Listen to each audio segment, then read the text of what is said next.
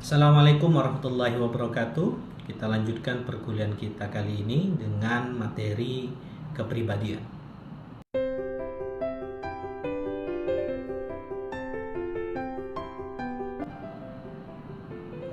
Untuk memahami teori-teori perkembangan suatu kepribadian, beberapa peneliti telah menyumbangkan pemikirannya terhadap perkembangan kepribadian.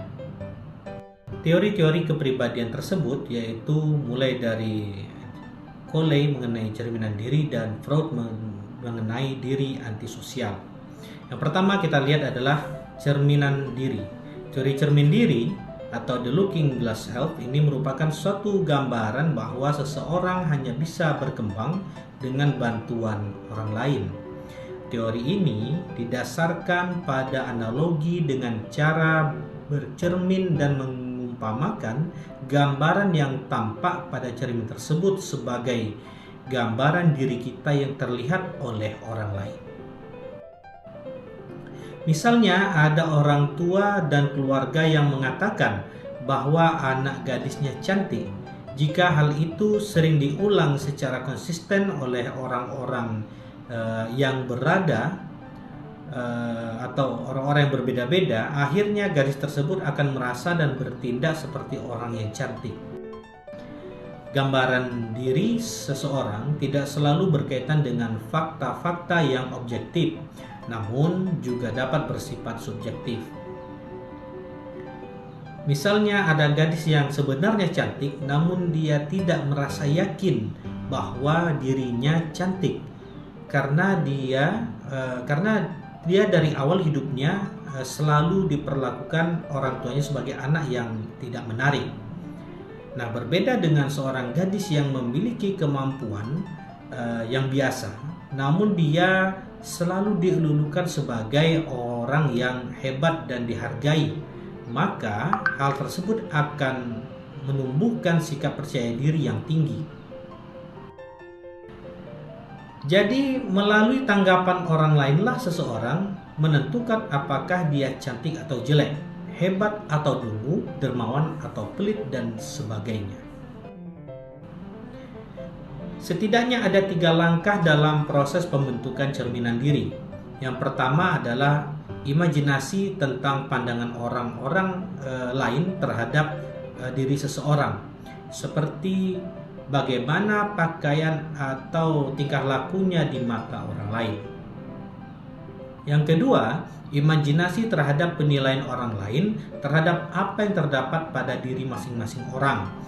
Misalnya mengenai ketinggalan zaman atau tidak hanya pakaian yang dipakai, atau mengenai diri termasuk bertingkah laku lembut atau kasar dan sebagainya. Ketiga, perasaan seseorang tentang penilaian-penilaian itu, seperti bangga, kecewa, gembira, atau rendah diri. Nah, semua itu timbul sebagai akibat imajinasi sendiri atau pandangan orang lain terhadap dirinya. B. Diri antisosial yang ditemukan oleh Freud. Freud berpendapat bahwa diri seseorang mempunyai 3 bagian, yaitu dimensi ide, superego, dan ego. Ide adalah pusat nafsu dan dorongan yang bersifat naluriah dan tidak sosial, rakus, dan antisosial.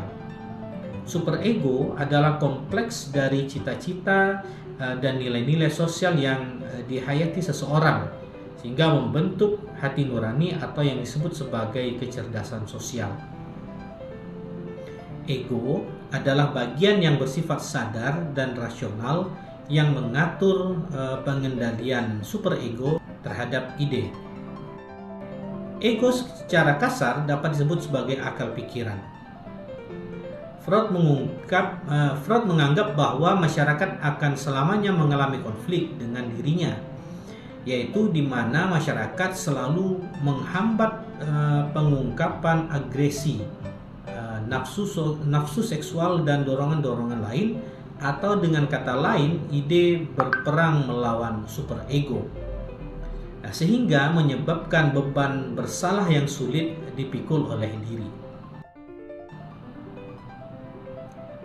Rasa kecemasan yang mencekam seseorang dapat diukur dengan bertitik tolak pada jauhnya superego berkuasa terhadap ide dan ego. Demikian pembahasan kita pada sesi kali ini. Sampai jumpa di materi selanjutnya.